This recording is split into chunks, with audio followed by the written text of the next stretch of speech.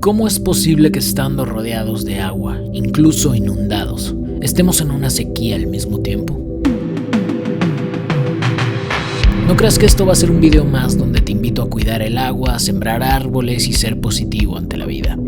Bueno, claro que sí, te lo recomiendo, pero para eso hay muchos videos más, y creo que hay algo muy importante que no se menciona sobre este tema. Creo que antes de pensar en soluciones hay que pensar bien en cuál es la raíz del problema.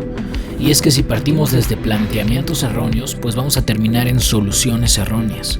El asunto de la escasez del agua se está abordando mal, y el principal problema es el reduccionismo. Porque siendo sinceros, queremos soluciones fáciles y rápidas. Y esto no es raro, pues nuestra mente busca quitarnos el estrés que causa un problema inminente tan grande, y sobre todo, quitarnos la culpa. La mente siempre va a buscar la salida más corta, o sea, una solución rápida y simple a un problema que es muy complejo, donde yo, con una simple acción como cerrar el agua, ya estoy controlando todo. O incluso más fácil aún, criticar a los que piden cerrar el agua y decir que pues las empresas gastan más. Por ende, toda la responsabilidad es de las empresas, aunque a final de cuentas nosotros también somos los que consumimos esa agua. Como si solamente tuviéramos que enfocarnos en quién es el que tiene más la culpa y ya. Así esta culpa nos la quitamos y le entregamos la responsabilidad a otro, así yo no tengo que hacer nada. Tal vez unos cuantos comentarios y hashtags me harán sentir mejor. Y no es que esas posiciones estén mal, las dos son reales, tanto que las empresas consumen mucho y causan desastres importantes, desperdician químicos y contaminan el agua, como que también tenemos que ser conscientes en la que usamos nosotros, pero sin creer que esto es suficiente para solucionar todo. Esto ya lo deberíamos hacer por default, adaptarlos como parte de nuestro día a día, siempre ya como una costumbre, como parte de nosotros. Pero incluso aunque estos dos puntos se cumplan, aún así seguiría existiendo el problema. ¿Por qué? Pues en cada país es diferente. Cada cual tiene sus diferentes contextos y cada caso es único.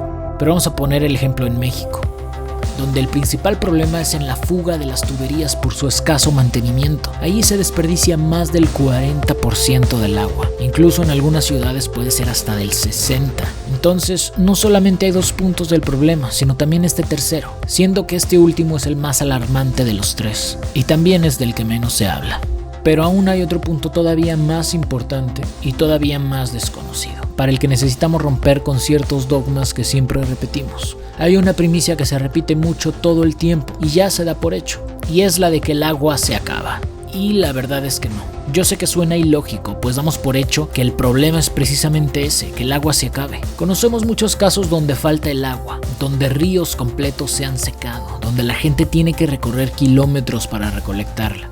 Pues todo esto significa que se acabó, ¿no? A lo que me refiero es que para nosotros es fácil asumir que la uso y ya se acabó.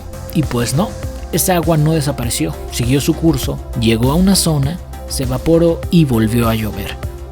Entonces el agua no se acaba, se estanca, se ensucia, se congela, se contamina, deja de ser potable o se pierde, que no es lo mismo que desaparecer. Como recurso renovable tiene su ciclo, y pues de hecho cada vez hay más, pues la mayoría del agua dulce, que es la que usamos, se encuentra en forma de hielo y glaciares que se están derritiendo en este momento. Mientras que la mayor parte de agua dulce en estado líquido se encuentra en zonas subterráneas, que es de donde normalmente la sacamos. La única razón que podemos decir que el agua sí se acaba es a través del escape atmosférico, que es donde algunos gases se pierden al ser liberados por la atmósfera hacia el espacio. Aquí sí que podríamos decir que el agua se acaba, pues esos son gases que ya no volveremos a ver. Pero esto por ahora no es un problema grave, pues no es mucho lo que se pierde, mientras no sube demasiado la temperatura del planeta. ¿El hecho de que el agua no se acabe quiere decir que podemos desperdiciarla todo lo que queramos? Pues no, para nada. La idea de los recursos renovables es que se renueven más rápido de lo que nosotros los consumimos. El problema es cuando consumimos más rápido de lo que tarda en renovarse este recurso. Estas aguas subterráneas contienen el agua dulce que necesitamos. Son acuíferos que tienen muchos años de haberse formado, y el agua de ahí se infiltra a través de las capas del subsuelo hasta volver a recargarse. Pero hoy en día es muy difícil que pueda regresar a su estado normal, pues consumimos más rápido de lo que se recarga. Solamente en la Ciudad de México se tendría que dejar de consumir totalmente por más de 32 años para que regresara a la normalidad. Y de hecho cada vez es más difícil que se llenen, ya que lo que antes se filtraba de forma natural, después de las lluvias a través del subsuelo, Hoy, con las carreteras y alcantarillado, desvían su ciclo a otros ríos o lagos donde se juntan con el agua sucia que desechamos y terminan a veces incluso en el mar, muy lejos de donde debería caer naturalmente. Por ende, esto no solo crea escasez de agua en los mantos, sino que al mismo tiempo crea más inundaciones. Pues el agua que antes estaba aquí, ahora está acá.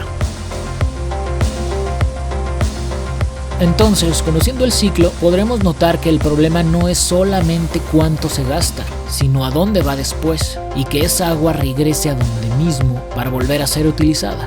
Y sobre todo que sea más rápido de lo que nosotros la consumimos. Pero lamentablemente la estructura de las ciudades rara vez están en armonía con el ciclo del agua. Dicen que para encontrar una solución antes hay que hacer las preguntas correctas.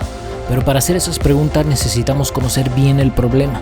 Si simplemente pensamos que es cuestión de no terminarse el agua, la conclusión fácil será pensar que simplemente hay que dejar de consumir, o que exista menos gente, o exigir a los que más consumen que dejen de hacerlo. Y pues como vimos, el problema es más complejo que eso. Incluso todavía existen más puntos a tomar en cuenta que faltarían por mencionar. Siempre se nos ha enseñado a enfocarnos solamente en el consumo, olvidando lo que pasa después y lo que pasa antes, olvidando el ciclo natural. No podemos resumir todo en un solo video, por eso este solamente se centra en plantear el problema e intentar dar un panorama más amplio. No es para desmotivarte ni hacerte sentir que tus acciones no valen, porque todo aporta, pero tampoco es solamente una acción y basta. En otra ocasión nos centraremos en alternativas que ataquen el meollo del asunto, pues ese también es un tema complejo que merece su propio video. Muchas gracias, soy Axelexa de Contenido Selecto.